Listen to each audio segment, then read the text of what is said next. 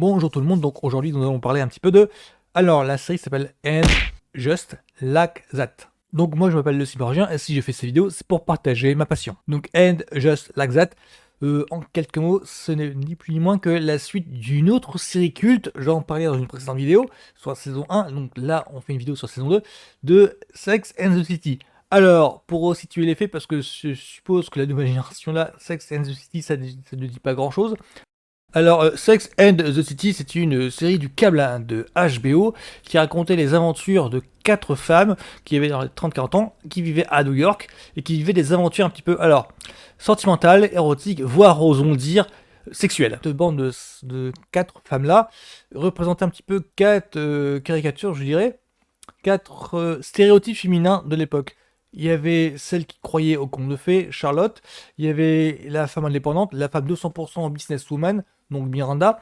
Il y avait la femme indépendante sexuellement. C'était vraiment alors, c'est petit parenthèse sur Samantha Jones, hein, c'est de elle dont je parle. C'était elle qui représentait vraiment le vent de fraîcheur de la série. C'est de montrer, ouais, une femme peut être indépendante, prendre sa vie sentimentale, voire sexuelle en main, sans paraître comme une dévergondée. Là, je vais peut-être un petit peu paraître vieux jeu, mais c'était un petit peu elle qui, vraiment, au niveau des clichés féministes, c'est elle qui donnait un coup dans la fourmilière, on va dire.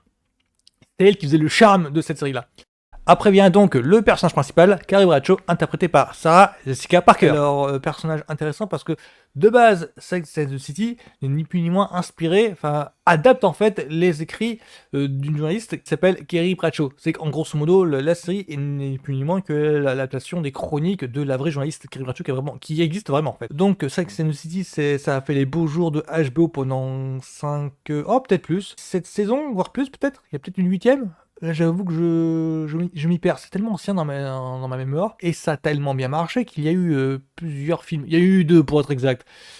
Sex and the City, le film premier et le deuxième. Donc ils ont rencontré des succès divers. Le premier a vraiment cartonné, le deuxième un peu moins je trouve. La série de base a été créée par Darren Star. Darren Star c'est le producteur donc de Sex and the City, c'est le créateur aussi de Melrose Place. Et en ce moment il fait la série en streaming, je crois que c'est sur Netflix, je ne veux pas me tromper, Emily in Paris, donc c'est lui qui s'en occupe. Par contre, les 2 films ont été lancés par Michael Patrick King, qui est le scénariste, qui est le réalisateur, et il est aussi producteur. Et c'est ce Michael Patrick King là qui est à l'origine de And Just Like That. Et pour moi, And Just Like That, c'est intéressant plus d'un titre. C'est-à-dire que les sites de streaming, parce que là, And Just Like That, c'est HBO Max, hein, c'est la Warner. C'est le même producteur que Sex and the City à ce niveau-là. Simplement que HBO, c'était de la télévision. HBO Max, c'est du streaming. Et là, on voit une tendance qui s'affirme de plus en plus depuis quelques années, mais vraiment qui s'assume vraiment. C'est-à-dire que les sites de streaming, comme les networks ou comme le cinéma, ont besoin de licences pour faire tourner la boutique, pour attirer le monde. C'est-à-dire qu'ils ont besoin de produits immédiatement identifiables par le grand public. Là, And Just Like That, c'était la licence Sex and the City qui est visée, mais il y a aussi un Paramount avec Esprit Criminel, il me semble. Donc là, il y a vraiment une question de, finalement, avant, ils avaient l'intention d'innover, d'être pas l'attractif d'innovation, là, maintenant, ils repassent dans les mêmes travers que HBO en leur temps, quoi. Tout simplement, c'est pas grave. Parenthèse fermée, qu'est-ce que j'en ai pensé de And Just Like That? Alors, moi, je vous avoue que je me sens un petit peu le cul entre 2 chaises, dans le sens où je me sens pas le mieux placé pour vraiment juger, pour savoir est-ce que c'est bien par rapport à Sex and the City, c'est pas du réchauffé, ça vaut le coup, parce que je suis pas spécialement fan de Sex and the City. C'est que Sex and the City, moi, j'avais croché, j'avais, comment dire, il y a 2-3 personnages qui m'ont tapé dans l'œil. Je pense à Charlotte et Miranda par exemple. Alors que la grande star, celle qui faisait vraiment qui portait le show sur ses épaules, aux grandes dames de l'autre star de la série, c'était Samantha Jones. C'était elle qui a vraiment qui a remonté la foule. C'était pour c'est pour son entrain à elle, sa verve à elle, que le public en fait voulait continuer à regarder la série. C'est ça le truc. Et dans And Just Like That, justement, elle manque. Ah oui, alors faut que j'explique un truc, c'est que moi j'ai pas suivi les potins en fait, donc du coup je connais pas tous les tenants et aboutissants des coulisses de la production. Parce qu'en grosso modo, il y a donc Kim Cattrall, donc Samantha Jones, est absente de cette monture-là. Alors, j'ai pas trop compris si l'actrice était en brouille avec la production même, du coup en fait elle refuse de revenir dans ces conditions-là, ou soit elle était en brouille avec l'actrice star de Sex and the City, c'est-à-dire Sarah Jessica Parker. Alors je sais pas trop, j'ai pas trop compris en fait ce qui s'est passé. Du coup dans N Just Like That, bah elle manque en fait. On sent vraiment que il y a l'étincelle qui manque, et cette étincelle là, c'était Kim Cattrall qui l'incarnait bien. Du coup dans la saison 1, son absence se fait ressentir à plusieurs niveaux, parce que c'était vraiment l'oreille qui était à l'écoute des problèmes de Carrie Bradshaw, de Sarah Jessica Parker. Oui, parce qu'en fait, dans la saison 1, alors, j'ai peur de m'embrouiller, disons d'office que la note d'intention de End Just Like That, c'est d'être doux amer, alors que Sex and the City est connu pour être fun. C'est-à-dire que Sex and the City se suivait comme une série humoristique. On voyait 4 femmes qui, un petit peu farfelues, excentriques, qui vivaient le fun de leur vie. Vivaient leur vie en fait sous un angle fun, grâce à justement Samantha Jones. Là, dans End the That, le problème qu'il y a, c'est que elles ont trouvé leur marque, quoi. C'est qu'on suit les mêmes personnages, mais avec 15 ans de différence. Dans la saison 1, en fait, la dynamique vient du fait qu'il y a un deuil dans le groupe. Donc, je ne veux pas spoiler, mais grosso modo, il y a Carrie Bradshaw vient deuil dès le premier épisode. Et donc, le regard d'Ouamer est cautionné par ce deuil-là. Parce qu'elle est en deuil durant toute la saison. Et le personnage est ramené à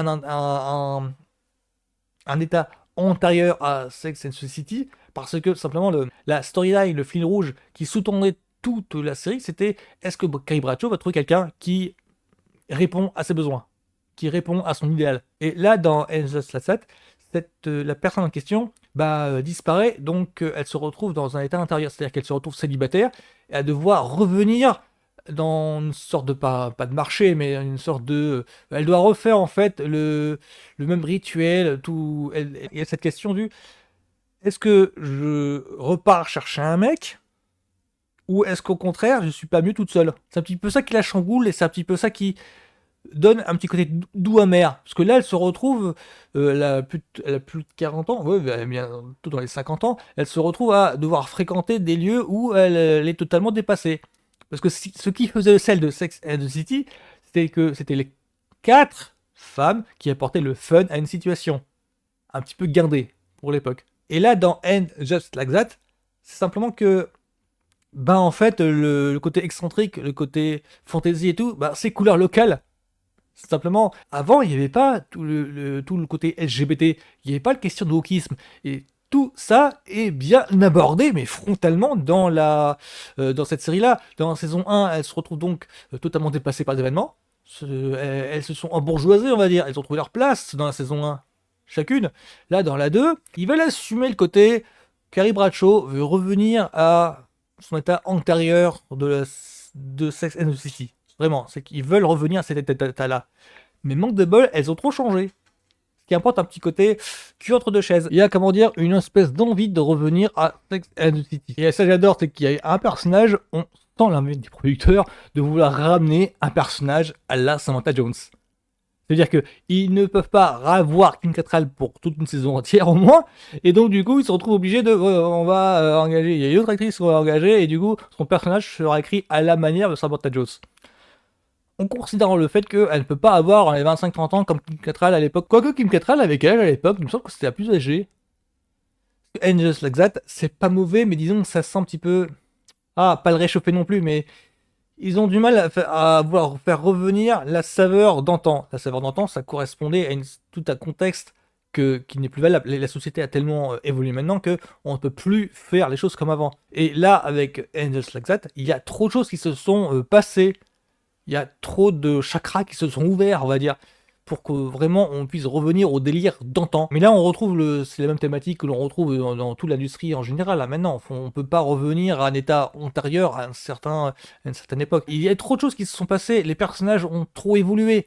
Pour moi, ça se rapprocherait plutôt de Star Trek Picard, dans le sens où dans Star Trek Picard, on avait aussi ce genre de thématique, ce genre de mur de réalité pour les fans, ce mur de réalité qui consiste à dire que vous voulez avoir une série aussi trépidante qu'avant, ou humoristique qu'avant, mais vous ne pouvez pas, les personnages ont trop évolué pour ça. Il y a une sorte de message à la production, on ne peut pas. Ce qui fait la richesse pour moi de cette série-là, ce qui fait pour moi l'intérêt de cette série-là, c'est de voir les personnages qui se rendent compte au fur et à mesure que, bah oui, mais elles sont totalement dépassées par les événements. Là, ils reproduisent des sortes de rituels, des rencontres entre anciennes connaissances, et à chaque fois que ça se fait, il y a toujours cet esprit de euh, conscience qui se fait, conscience qui s'éveille, façon de dire que, oui, cette personne que tu admires tant, oui, mais elle est has-been. C'est plus elle qui donne le ton. Et ça, c'était dit, évoqué dans le premier épisode de End Just Like That. Et qu'on retrouve en exergue ici. Qu'est-ce que j'en ai pensé de cette saison 2 là de End Just Like That? Alors j'espère que je prononce bien parce que depuis tout à l'heure, je n'aurais fait que le répéter.